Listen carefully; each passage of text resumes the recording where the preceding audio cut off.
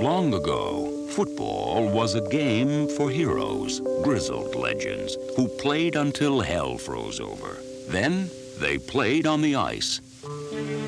By the 70s, however, pro football had grown so large that it dwarfed the men who played. The new game needed an old hero. That hero came forth in frigid Buffalo. His mother named him Orenville. The press called him OJ. And later, millions hailed him simply as the Juice. Like the legends, he played on the ice. Like a superstar, he set records on it.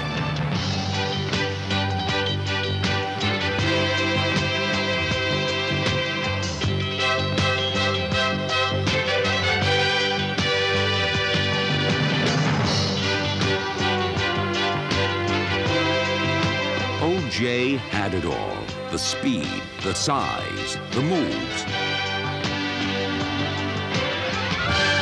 But before his rise to superstardom, there were 3 very long and bitter seasons. My early years in Buffalo were, I guess frustrating is the best word to put it, because I came out of college, I realized that they were expecting a lot of me, and I was prepared to give it. I wanted, I wanted the ball.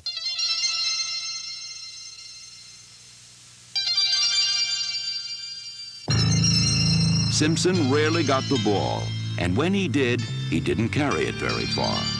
The problem was not OJ's. His offensive line was poor. One coach foolishly tried to make him a wide receiver. Buffalo and the Bills became a special kind of hell.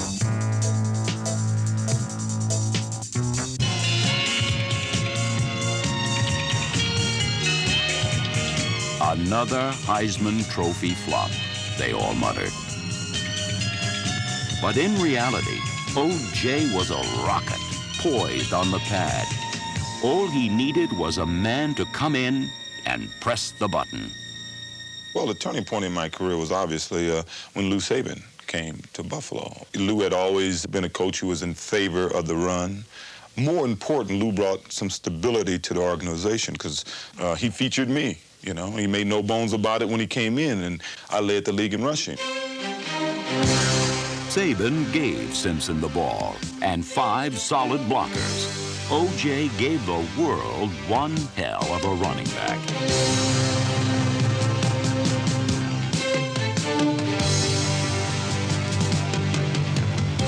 His runs were stunning in their beauty, ballet-like in their grace. OJ was a symphony on the run.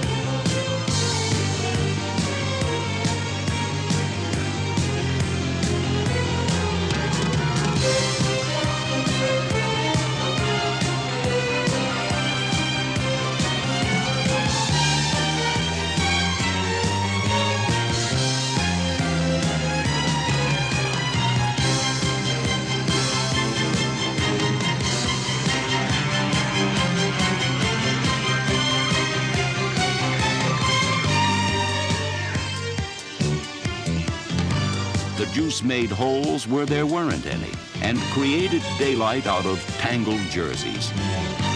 For 9 years, he was a marked man, but an entire defense was more likely to wane and lose its concentration before the Juice.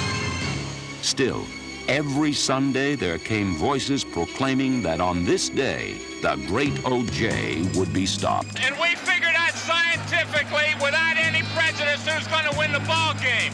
The Steelers are going to win because they're hungry. They didn't have no breakfast today. They've been waiting for the Juice. The laughter would soon fade away, for once again it was time for the Juice to turn it on.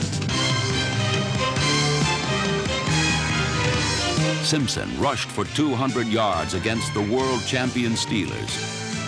And he would break the 200-yard mark a record 5 more times. Before O.J., a 100-yard game was the standard. The Juice did that by halftime. Before O.J., the 1,000-yard season was the standard.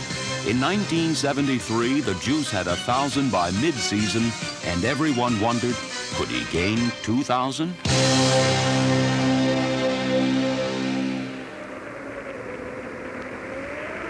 December 16th, 1973, Shea Stadium.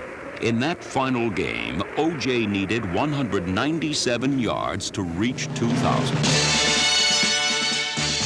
Like the legends of old, he'd have to do it on hell frozen over.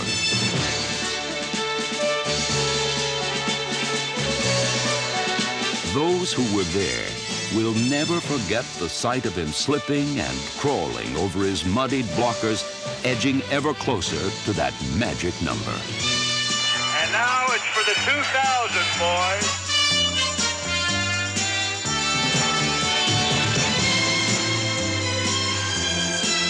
O.J. running left. O.J. 5 more. Maybe more. I don't know. Maybe 6. There it is. He did it. Yeah. I just wonder if the 3 of us at this moment fully realize what it has been our great privilege to watch O.J. Simpson run for 2,000 yards in one season. That last game was not quite over, and I went into the locker room, and they still had 2 or 3 minutes to play, and I was the only guy in that locker room, and I've never felt like that. I can't recall feeling like that any other time in professional football. He left the Trojan horse and the scarlet pom-poms of USC behind. Over 11,000 yards and 4 rushing titles later, O.J. Simpson left the NFL as the second leading rusher of all time.